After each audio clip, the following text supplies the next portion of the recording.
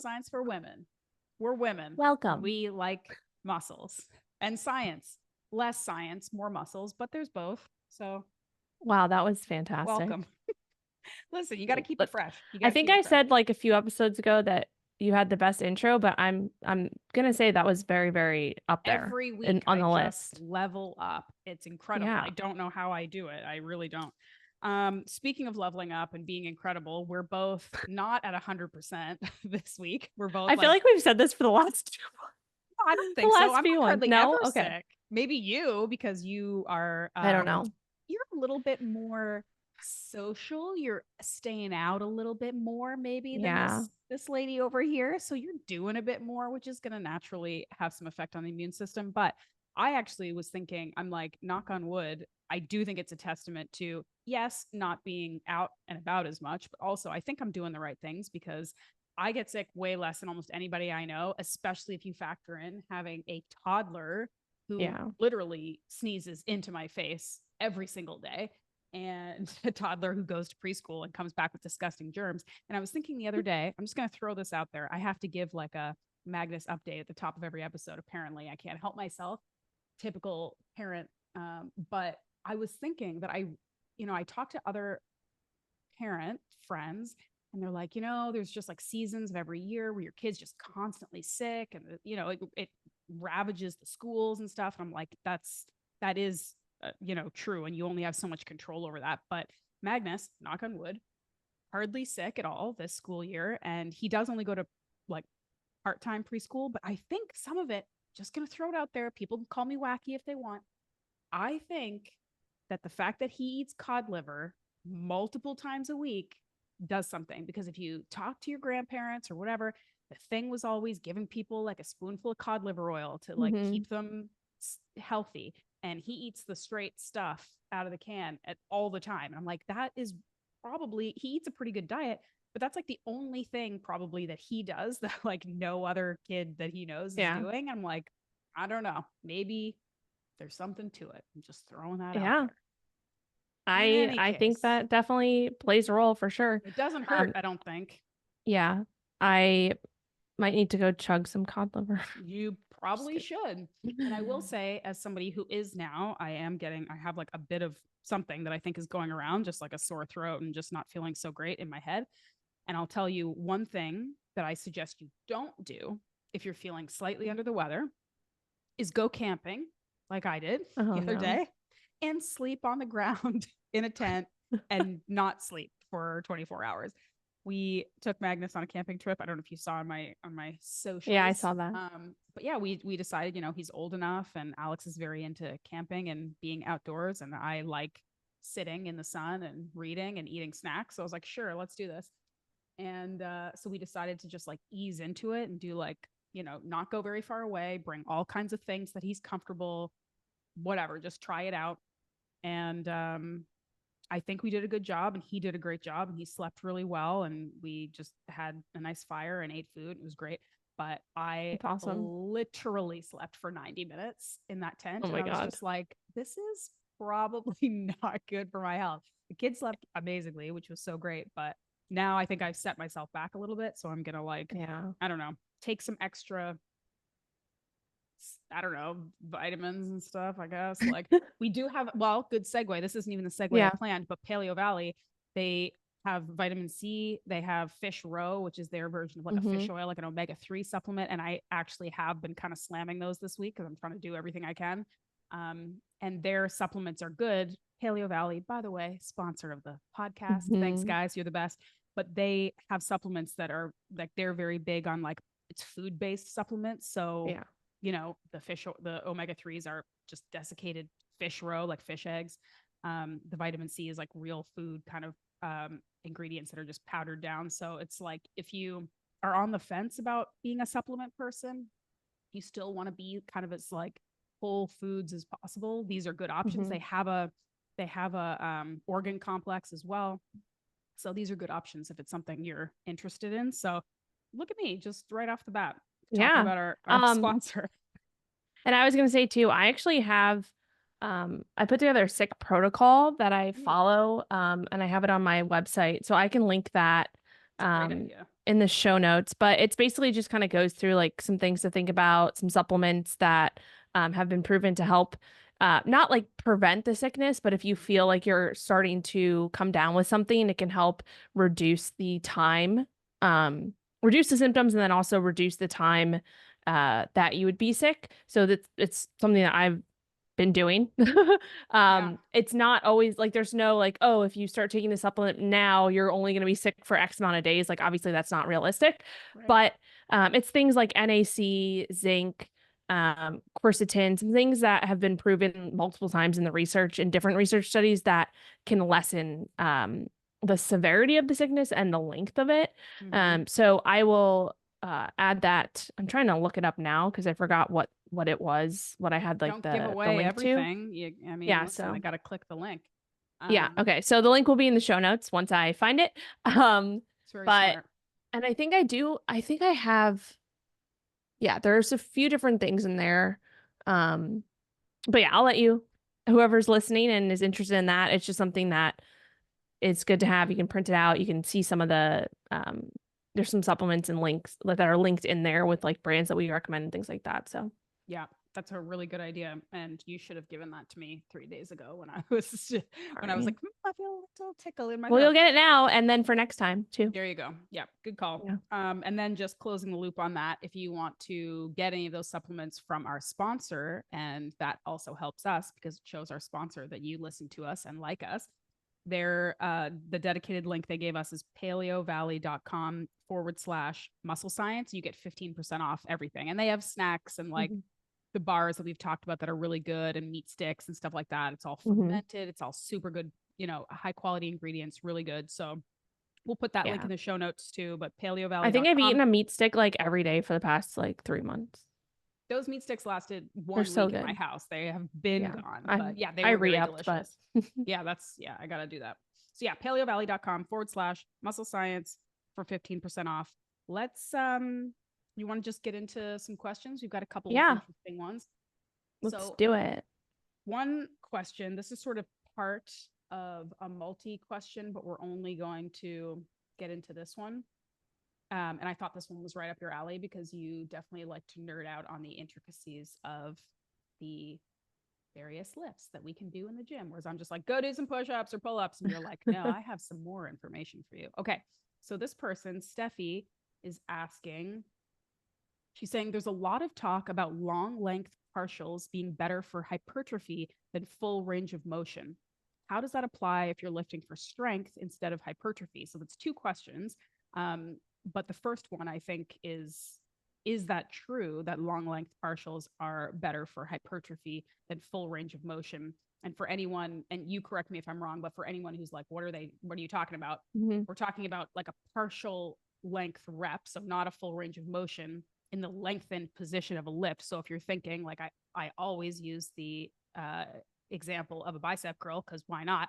So Yeah. we'd be talking about when you're in the lengthened, like not the contracted position of the muscle, when your arm is lengthened at first initial kind of third or whatever of that movement, that's the long length partial part of that lift, right?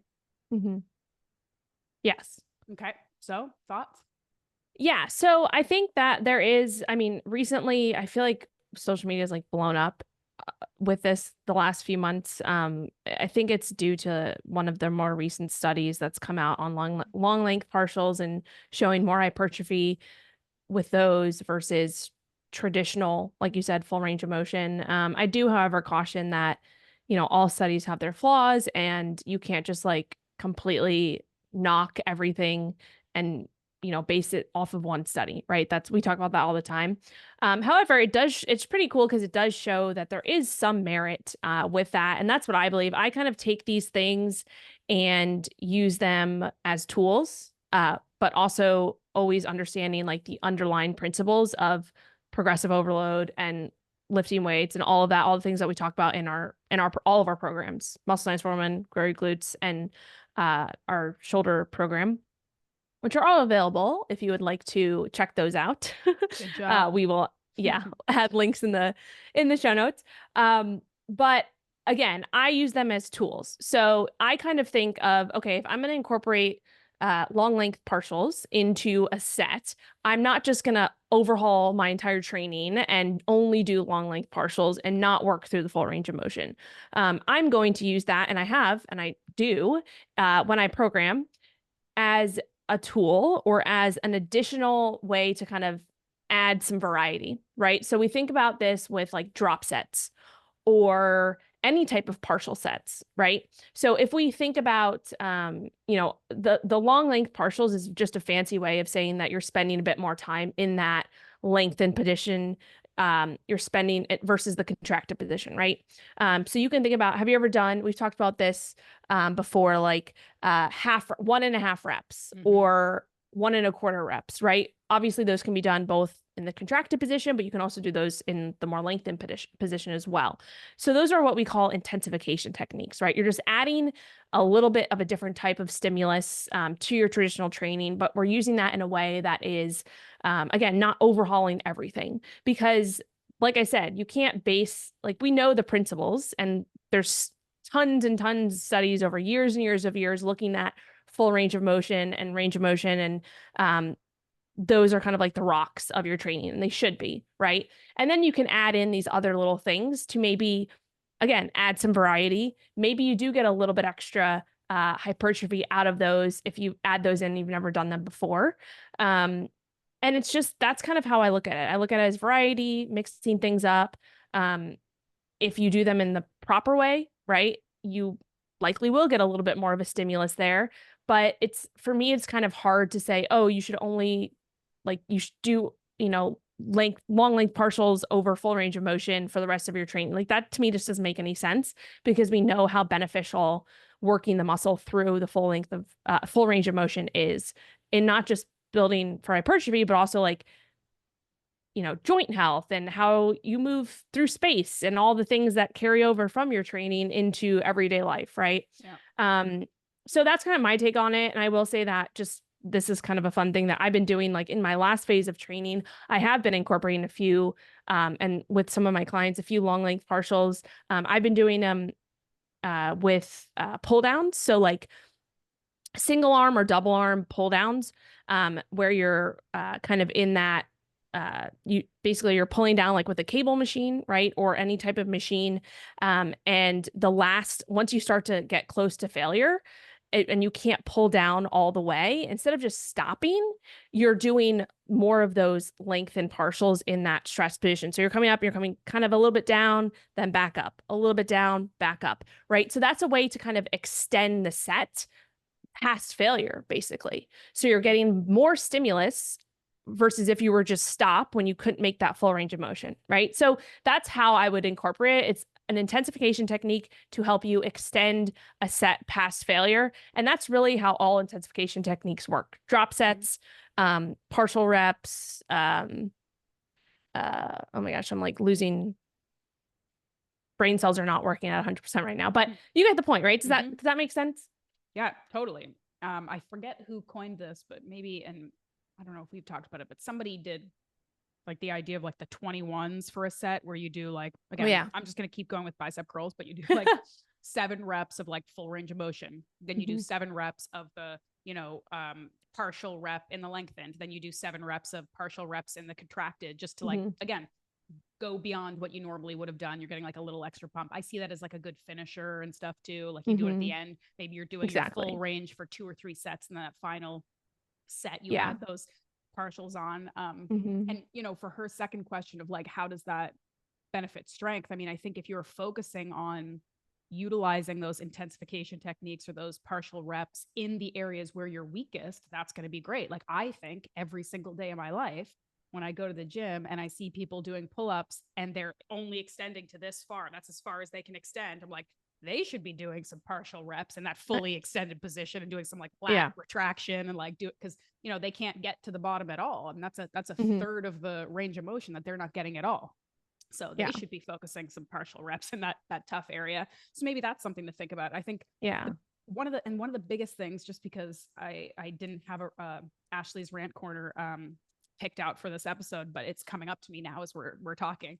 And it's not a rant because I'm not angry at anybody, or I don't think anything's stupid. It's just a lot of wasted energy and time that I see in the gym. And this is probably not as directed to our listeners who tend to just be like very, I think, informed people, but it's just I see so many people still wasting time in the gym doing movements where a large part of the movement there's zero tension on the muscle or the movement that they're trying to do. And I think it's again because we do get on autopilot and we've watched like one video or seen a bunch of people doing a specific movement and we just kind of parrot it, we mirror it without thinking, without kind of really focusing on that mind muscle connection. Like, what is happening? What am I feeling in my body and in my muscles when I'm doing this exercise?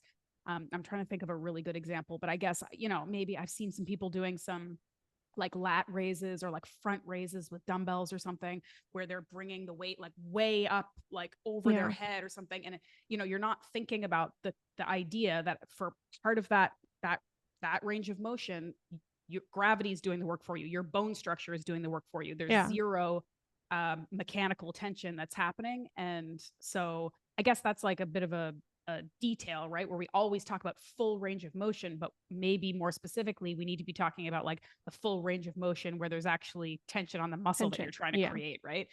Because I see these people and I'm just like, oh, you're wasting like energy, time and energy, time, but it's not a like they are terrible or they don't know anything. It's like we're just not really thinking. We're thinking this is the full range of motion of my arm in this exercise, and it's just kind of wasting time. So anyway, mini rant. Yeah, and then one other thing just to note too, it's like also bringing it back to again like the bread and butter, the lifts that you're doing, and understanding that progressive overload is going to be the main driver of hypertrophy over time. And that comes from tracking your reps and your weights and making sure that you're doing a little bit more, over the course of your training phases, weeks, months, things like that. But if you are doing all these partial range of motion, right, all these reps that are partial range of motion or drop sets and all these things, that's really hard to track. Like that's really hard. Yes, you can incorporate those, right? But it's hard to track, like truly, are you progressing with these over time? And so that's another piece of the puzzle where it's like, if you're not, getting your bread and butter lifts, you're not if you're not focusing on full range of motion within those lifts, to be able to track that over time and like progress, and you're just focusing on partial reps or doing things that, you feel the burn, right? You're missing a whole, like you're just missing the forest for the trees. Is that the saying? I always use that saying and I really never even understand it, but it's basically you're focusing on something that is like a minor piece to like the major puzzle, right? Yes, majoring in the minors. There's another one. Yeah. There's another. So that's another reason why I would not recommend doing that, because how do you actually track that on paper over time? And of course, tracking weights and reps and things like that's never going to be perfect, but it's a lot easier to do if you know like your starting point and your ending point in each lift, right? A squat, you come down to a certain level, and that's why videoing yourself and doing that is important, and having a coach work with you through that.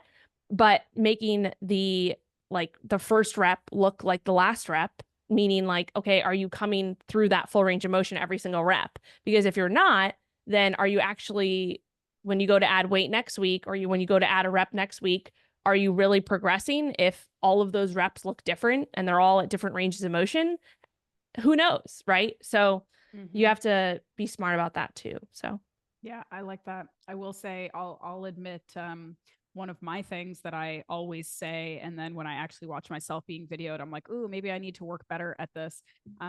Just recently, I filmed a bunch of exercise video tutorials for my Primal Health Coach course that I created.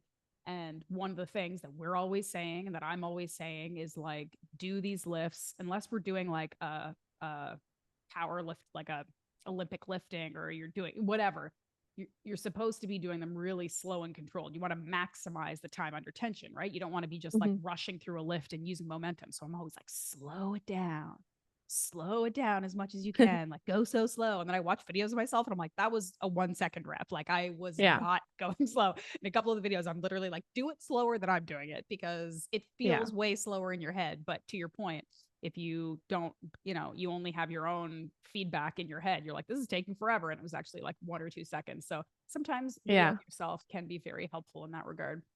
Yeah. And last thing here, your favorite, the leg press, right? People only doing like the top portion. Yeah.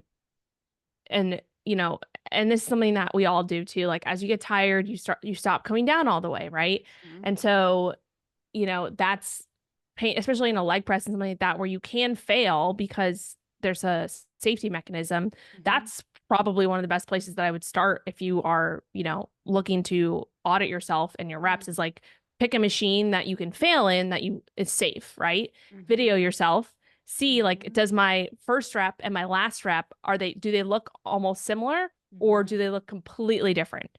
Mhm. And you'll probably, if you've never filmed yourself or never done this before, you're going to see that your first rep and your last rep probably don't look the same in terms of how far you're coming down. And like if we're using this as an example for the lengthened, right? When you're doing a leg press, the bottom range of motion is the lengthened, right? So if you were to do, and I've done this before, if you were to do partial reps in that bottom position, maybe we do like pulses, right? So you would come down, then go up halfway, come back down, up halfway, come back down, and then go all the way up. That's like 2 pulses, 2 or 3 pulses in that stretched, lengthened position where it's hard. Yep. That would be an example of utilizing the partial reps. But if someone were to do that opposite, like if you were to do it in Yeah, at the, the end. you know, the Yeah. top portion, Yeah. it's, you're not Nothing. getting anything out of that. Yeah. Or you're not getting, maybe you get a Much. little bit out of it, but you're not getting much out of it because you have to be smart about where you're doing it, right? Because Right. every exercise is different, every setup is different. So working with someone, of course, understanding these things, muscle science foreman program and all other programs, we talk about this. We teach you how to like recognize these different Yeah. things so that you're not going in and wasting your time. Yep. So yeah, I'm gonna stop because I could ramble about this stuff forever, No, as you I know. love that. I think I've actually gotten on a leg press a couple times recently because I don't know if I've talked about this, but I've switched to a Planet Fitness. Have we talked about Mhm. this? I switched to a Planet Fitness Maybe. because this is like I mean, I don't want to make any judgments, but it's like the slow degradation of my like intensity in the gym. I like started out at like dirty CrossFit gyms in like 2009 that like didn't have bathrooms. And then I went to like powerlifting gyms, and I went to like real professional bodybuilder meathead gyms. And then I like went to, you know, like a Good Life, which in Canada is like a national chain that's it's good, but it's like very chill. And anyway, I'm like, I just need to find the cheapest, most convenient, easy place Yeah. that has weights I can lift. And it's kind of like weirdly messed with my ego a little bit, where I'm like, I'm going to this gym that like the whole point is like, you don't have to work that hard. Don't be intimidated. Like, I don't know. It's like Like they have candy at the front counter. it's not Like, that bad, but I do oh, notice, like, I don't know that's if what you I guys, mean. well, I don't know if you like are familiar with Planet Fitness, but like the whole point is kind of that it's like, let's be like inclusive and not make people feel intimidated to go to the gym, which is Yeah. fantastic, right? That is always a good approach. But it's also like there's no like barbells, like it's all hack Yeah. squat machines. Like there's no like there are Smith machines. Yeah. yeah, it's Smith machines. There's no like dumbbells that go higher than like 75, which again, you'd be like, that's not so bad. But I'm like, honestly, we do like some glute stuff where you need like a 100-pound dumbbell. And like, Yeah. there's a lot of dudes who would be working with heavier weights. Anyway, there have been like a couple Yeah. times where I'm like, this gym actually doesn't have everything I need. It's like very machine oriented, but it's fine. It's fine. Like, Hmm. I've done this long enough. I can get a good workout at this place. But the whole point is they're like, we're non-judgmental, we don't want to judge anybody. And there's a huge like marketing thing where there's like a big picture on the wall, and they call it the lunk alarm, and it's like it goes off if you hear people like grunting or being whatever. So I'm like, okay, so let me get this straight. You won't judge anyone, and you kick people out for judging anyone unless they're a meathead who's like working really hard. Then get out of here. You know what I mean? Yeah. I'm just like, if I see where they're going with it, it's fine. Yeah. Whatever. But anyway, it's been like Yeah. a little bit of a identity crisis for me, because I'm just like, it's not really my vibe. Like I still would much prefer like more of like a meathead kind of testosterone kind of place, Hmm. but like it's convenient and I can still get a workout. And it's like, you know, we all have to kind of be challenged sometimes with like new environments, and like can you get the workout you want anywhere? And so Yeah. this is another example of that. But Yeah. anyway, I actually have a ton of one-on-one clients right now that work out at Planet Fitness. So like yeah, I've had to adjust, and it's been fun because there are a lot of things that you can do in the Smith totally. machine that you might not think about. There are so many different things that you can do. Like they have leg press machines. They have like 45 Mhm. degree hip extension Smith machine. You know, they have a lot, obviously cable machines. So Yeah. we can absolutely, you know, if you know what you're Mhm. doing, you can absolutely get an awesome workout. And you would love that because I can't do any like barbell squatting or like, free barbell squatting, but I've been just doing way more split squats. So I've been doing like heavy split squats, like a lot, like, like rear elevated, hard split squats. Cause obviously I don't need higher than 75-pound dumbbells for those. And I have been like kind of experimenting with some machines. And so anyway, Have you done any Smith machine squats? I've played around with a little. It's so hard for me to I guess I've done some and I felt okay about it. It's so foreign. It's such a foreign like stimulus feeling for me that I feel so much more comfortable. Even I'd much rather just go do some like heavy dumbbell lunges or split squats or like, Romanian deadlifts or something. Like I have played around with it and I'm open to it. I'm not like, oh, I won't touch them, but I've done a little bit and it's just like, there's going to be a learning curve of me figuring out like a setup. And it's just a little. I would try, one of my favorite Smith machine movements is a heel elevated Smith machine squat. So where you have, wedges, you'd have to bring wedges or you can use plates if you want, but it allows you to basically simulate, not exactly, but similar to like a hack squat machine or even a pendulum, but not really. Because you're locked in. And so you don't have to worry, like if you do fail at the bottom, you just kind of like wiggle on out. But it allows you to create a lot of tension, especially like for quad focused, in that lengthened position and use a lot less weight. So you can kind of work the machine that way. And then also you would love this one is like a rear foot elevated split squat with the Smith machine though. So bringing over a bench or a box and doing like either a rear foot elevated split squat, or even a reverse lunge, which is very easy. You don't need any extra stuff. You just do a reverse lunge. And what's cool about the Smith machine again is that you don't have to have so much internal stability. And so you can load it up a little bit more and you can really just focus on pushing through your glutes and your quads, and not necessarily worrying about holding the weight, or even with a regular barbell, there's a lot more internal stability there. So that might be something that you could play around with. I think that you would really enjoy like the Smith machine reverse lunges, and you could do deficit too. So basically like bring over like a little box or one of those like yoga steps, put it in front of you and step down and just think about like stepping down and back and then pushing up through your glutes. That's like a really good one. Yeah, I'm gonna play with that and I'll let you know next time we chat because that could be fun. Because I have been doing and hip thrusts in the Smith machine are I guess great. Right. There's so many options. Yeah. All right. Anyways. Okay. You're right. You are giving me some good ideas. I have been really honestly just enjoying the like rear leg elevated split squats with the dumbbells because I do feel like I get a lot of stimulus from that. And because I haven't done a lot of it, like it's just like it's been a like I've been going through kind of a cycle of like that being my main sort of lift and I'm really enjoying it. But I'll try some stuff and we'll reconvene next time we chat. Okay. We've got another question. This is again kind of mixed up in a bunch of questions, but I was interested in, I thought this is one we haven't really talked about too much. So this person is a 64-year-old triathlete and triathlon coach. She had a recent diagnosis of low muscle mass and osteoporosis. So she's been changing her training, and saying she's been doing like sort of way less endurance work and more strength work. But the biggest thing she wants to focus on is bone growth, bone density. And she's saying, this is interesting. I think she's talking about Stacy Sims, Dr. Stacy Sims. Do you know about her? Are you familiar with her? Okay.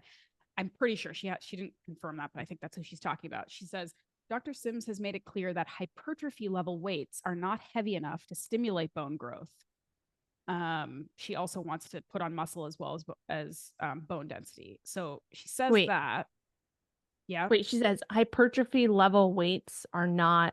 Yes, this is what she's saying. So that's what we're going to talk about. So the main question that we're going to answer out of this is how do you stimulate, promote bone growth and bone density and minimize bone loss? So I don't want to focus on who said that. And maybe she misinterpreted it. Yeah. Maybe this person said it. I did like a quick search and I couldn't really find any reference to that specifically. So I don't know if somebody said that, but I don't believe that that's true. I think that if you are working hard enough to make your muscles bigger and build muscle, you are definitely promoting stronger bones and bone density. So I think that that's safe to say, and I think you agree with that. Yeah.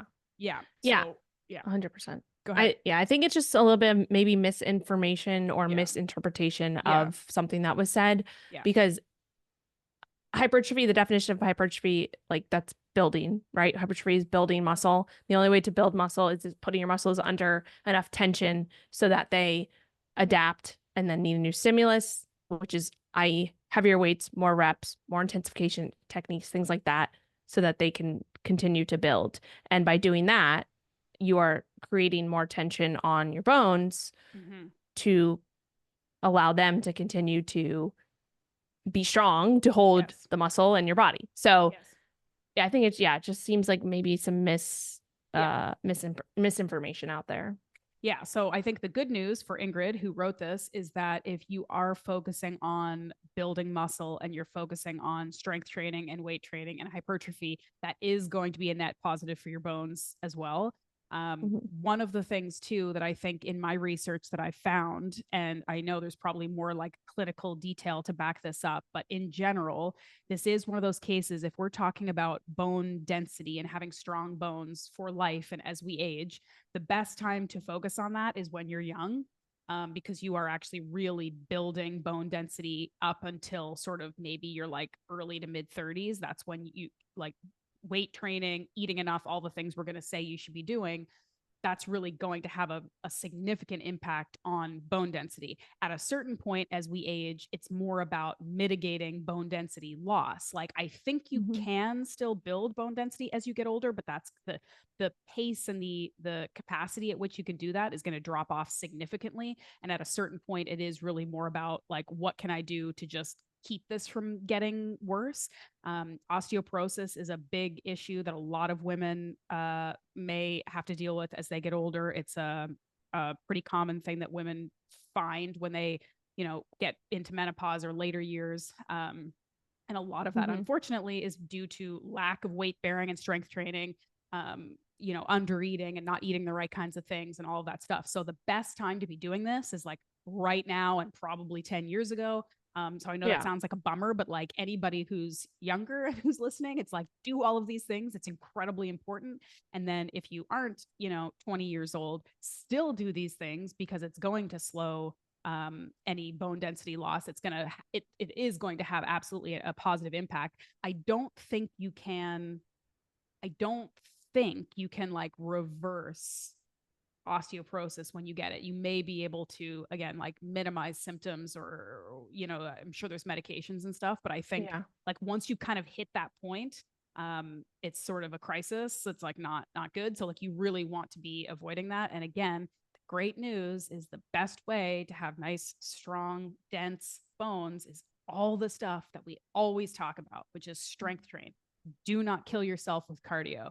Eat a lot of protein, eat enough calories. So even the protein thing is very important and very good, but if you're just eating protein and you're only eating 1,200 calories, not good. So you need to be eating enough food. And there are kind of specific vitamins and minerals and micronutrients that are going to be really important. The ones that keep coming up are vitamin D is huge for bone health. Vitamin C is a big one, which again, Paleo Valley. I think they have vitamin D too, but they have vitamin C, calcium. So, that's why the big milk campaigns used to exist. It's like drink milk for your bones. But like those are three things that come up again and again in literature that like pay attention to these if you have a concern or if you're really trying to build strong bones, is make sure, and none of us are getting enough vitamin D except for maybe you, or people living in sunnier places, but vitamin D, vitamin C, calcium, and all of the like related micronutrients that you need to make sure that you're absorbing these things properly, really, really important. So I guess you can add to this, but I think like the summary to her question is that she's making good decisions, because I think cutting down on the endurance, the very hard, grueling kind of, especially on your bones when you're doing like crazy endurance running and training all the time, is going to be good. building muscles is going to be so good. Muscles also support your skeleton. So just, it's a win-win. And then make sure you're eating enough and you're getting these vitamins and minerals that are going to specifically address bone health. I can't add any more. Nope. Okay. Great. Agreed. All right, cool. All right. Well, we killed it. we killed it. That was good. That's it for this week. I hope that I don't feel sick in a couple days. I'm going to read your article and take my zinc and my vitamin C. Anybody who has any thoughts, questions, feedback, whatever, funny stories. I'm still waiting for the funny stories. Nobody has anything funny to tell me, apparently. No funny gym stories. Whatever you want to tell us, write to us at musclescience4women@gmail.com, the number 4. And I will say, based on a recent podcast where I talked about that, that Botox, the skincare email, and then I posted on social media and I got a ton of responses, a ton. Oh, nice. So people are interested. So we're going to have to go and do some research and figure out who the people we should actually have on to talk about this, because we should have people from kind of multiple sides of the discussion and whatever. But lots of people are interested. A handful of people were like, don't talk about that. You're better than that. Botox is stupid. And I'm like, you're entitled to your opinion. I didn't even say I liked it. I just think it's a health question, right? But the sheer amount of women who are like, I do it and I want to know more about it, or I'm scared to do it, but I really am interested. Like, people, it is part of the health conversation for women, because health and beauty and aging are all wrapped up together. People are very interested. So anyway, we got a ton of feedback on that. That's going to be coming up. But if you have any other topics or questions or whatever, send us a message and we'll read it, and that'll be fun for us. So that's all we got. I'm gonna go eat some protein ice cream because it helps my throat feel better. That's one thing I'd say we do say every episode. At the end of every episode, we're like, I gotta go eat something. I gotta go eat. And it's usually ice cream, protein ice cream. With an Active Stacks I'm using. We should just mention we love them. Our other sponsor, yes, Active Stacks. I'm getting a big shipment soon. I'm gonna get the beef protein and the collagen, because why the hell not? Might as well double up. Their code is MSW10. The website is activestacks.com. Pretty much the best chocolate protein on the market. So you might as well. I have different protein powders for different things, but Active Stacks chocolate the beef protein, not the collagen. And this is mostly just because of the texture. The beef protein, the flavor and the texture never fail. Beautiful. In the Ninja Creamy. So it's just my go-to. Thanks, Active Stacks. We love you. Thank you. Love you. All right. Until next time, don't do stupid shit. Don't be insane. Bye. And eat your ice cream. That too. Bye.